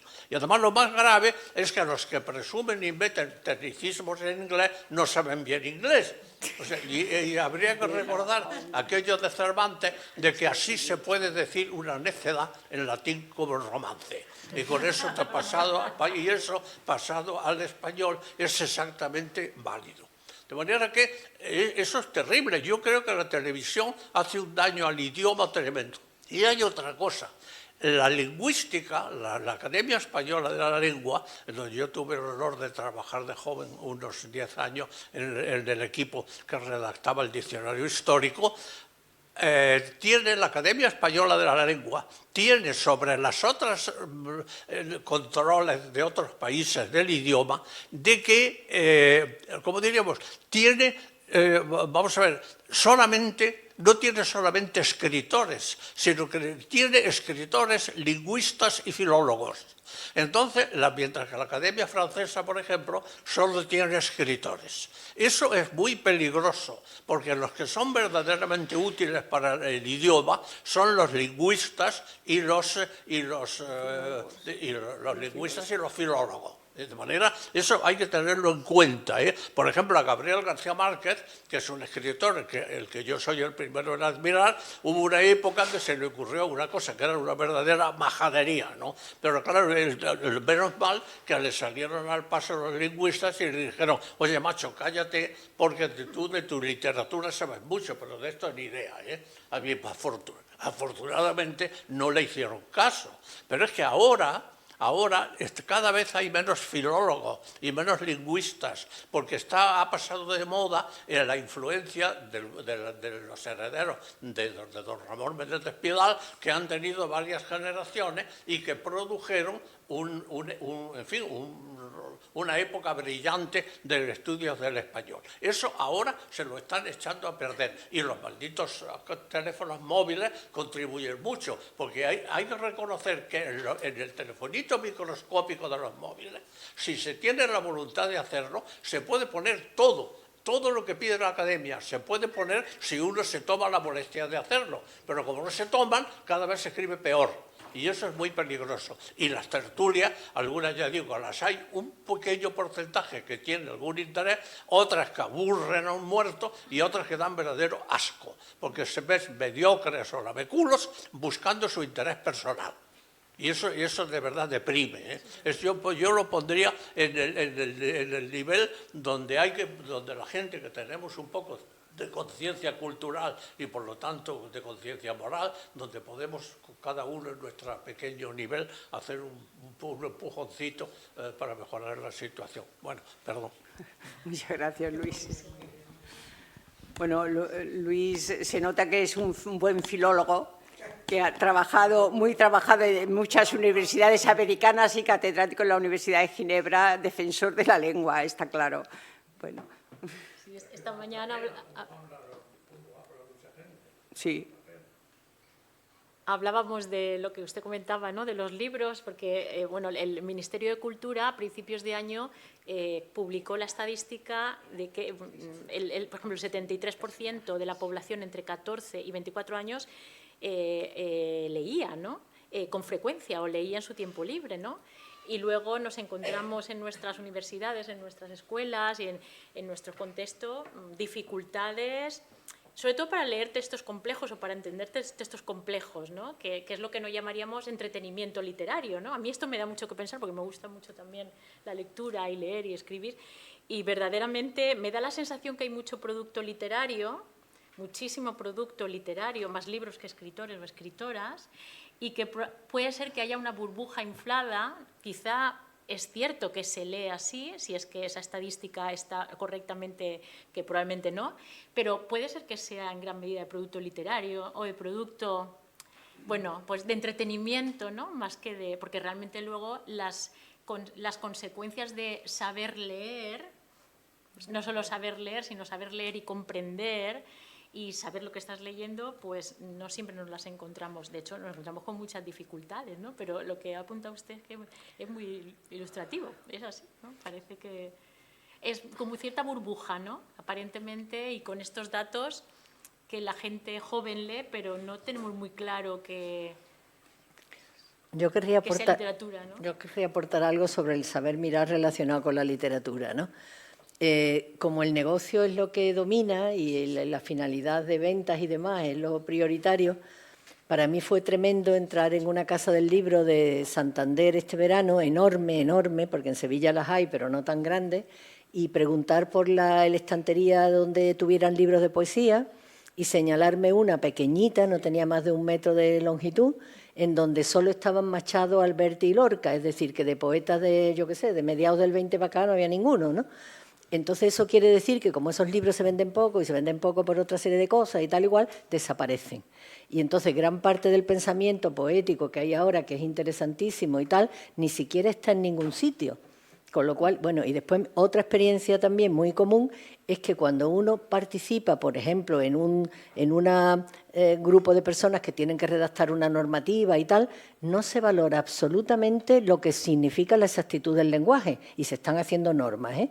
Y entonces te miran con una cara muy rara si tú dices ese verbo no es el que hay que utilizar o aquí hay que poner una coma, porque si no la pones estás diciendo otra cosa. Entonces, claro, eso es lo que yo también, bueno, entre muchísimas otras cosas, ¿no? Pero eso también tiene que ver con el saber mirar, o sea, es el saber mirar lo que se está vendiendo, por qué se está vendiendo, la exactitud de por qué no se mira ya la exactitud de lo que se dice. Y sobre todo eso hay mucho que sacar conclusiones y que intentar modificar en alguna medida, porque nos jugamos mucho en ello. No es una cosa así de mera ideología, sino de también práctica sobre nosotros mismos, ¿no? En cuanto a si hay oyentes, si se admiten oyentes de personas mayores, en la Universidad de Alicante tenemos la universidad permanente y hay acciones específicas, cursos a los que se puede acceder y no son costosos, en fin, son bastante accesibles. Y hay un programa diploma senior, sí, que no es que tengas que hacer un curso X de la carta que hay, sino que tú eliges en qué carreras quisieras entrar como oyente e interactuar con los jóvenes. Es decir, no es que vaya libremente a alguien, tiene que entrar por ese programa, porque así, bueno, está registrado, pero sí que pueden entrar en aulas. Sí es verdad que pueden entrar personas oyentes cuando los mismos alumnos que pagan la matrícula cada vez vienen menos a clase, lo cual también es sintomático. Sí. Y respecto a lo que comentaba del uso de las palabras, y apoyando lo que decía Raquel, cada vez se utilizan más palabras, más neologismos, pero neologismos intencionados. Neologismos que buscan confundir, sistematizar un orden de pensamiento y suelen ser palabras que se ponen de moda, que se repiten y que se repiten y que se repiten en todas las tertulias, en todos los foros, de manera que permiten un amplio número de significados. Tiene cabida cualquier tendencia ideológica. Podemos hablar de guerra cultural, que ahí cabe todo. Cabe movimiento, cabe cualquier tipo de movimiento. Podemos hablar de, yo qué sé, de lo woke, que está muy de moda, también cabe todo. Pero nadie te sabe decir lo que es woke y lo que no es woke. Es, dependiendo del planteamiento de cada uno, lo que vale y lo que no vale. Y son palabras que se ponen de moda precisamente para no hablar de las cosas serias, para no hablar de lo que realmente importa, para no darle el significado que le queremos dar a las cosas, de manera que hoy podamos decir una cosa y mañana otra, y no haya consecuencias. Y así es como también de alguna manera se suele polarizar las corrientes de opinión, como de alguna forma se permiten el polarizar esas corrientes de opinión que benefician, evidentemente, a quienes tienen el poder de manipular ya no solo en la televisión, porque la televisión ahora mismo llega a un número cada vez más limitado de personas, es un medio que está perdiendo un montón de audiencia en favor de las redes sociales. Y ahí es donde está el público que nos interesa también, porque es el público que construirá el mañana, esa generación de millennials, generación X, que son los responsables, los llamados a construir el futuro. No sé si hay más preguntas, si hay más turno de palabra. Carmen me está diciendo que si alguien más quiere aportar. ¿No? ¿Os parece si lo dejamos aquí y continuamos? Hay personas, Carmen, que este señor que se ha tenido que marchar, sí, nos ha dejado el recado de que contemos con él para cualquier cosa. Cualquiera que se podría hacer una lista de personas interesadas en contribuir, en colaborar en un futuro, en la reflexión. Sí. Y Ahí, si quieres, tengo una joven maravillosa que os puede dar una fichita y quien quiera colaborar, que lo ponga es el contacto. Y entonces lo llamamos, luego vemos en qué puede o no puede. O sea, no es un compromiso ya formal, sino por lo menos para tener el contacto de poder colaborar entre los que estamos aquí. Entonces,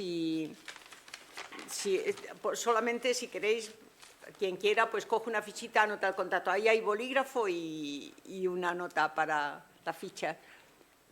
Ahí en la mesa lo tenéis. Y bueno, y por lo demás, pues muchísimas gracias. Esperamos volvernos a ver. Y si no tenéis ninguna cosa así comprometida, porque lo que hay que hacer es hacer preguntas comprometidas, porque... Bueno, pues muchísimas gracias. Nos volvemos a ver y espero que sirva de algo, ¿no? El estar aquí y el poder escribir un ensayo con algo de pensamiento para que aprendamos un poquito, un caminito para saber mirar, para reflexionar, para discernir, porque yo creo que estamos perdiendo, a base de no reflexionar, la capacidad de discernimiento, separar las cosas. Y eso nos lleva también a un complejo asunto, ¿no?, de disonancias cognitivas. Pues bueno, es que si no sabes discernir, pues total, y entonces elijo lo que me viene más a mano, o lo que en ese momento más me conviene. ¿Para qué me voy a molestar más, no? Estamos en una especie de acomodamiento también personal dentro de una sociedad que además habla mucho de una cosa que yo nunca sé lo que es la felicidad. No, tú lo que tienes que aspirar es a ser feliz. Nadie te dice que tienes que aspirar a ser tú mismo, a hacer algo, a luchar por la sociedad. No, tú lo que tienes que hacer es lo que sea, pero lo que tienes que ser feliz. Y eso de ser feliz no sé lo que es. Yo creo que lo que es ser feliz es ser uno mismo y trabajar pues por uno mismo, en la mejora, por una sociedad, a través del conocimiento. Bueno, pues eso es todo lo que quería decir.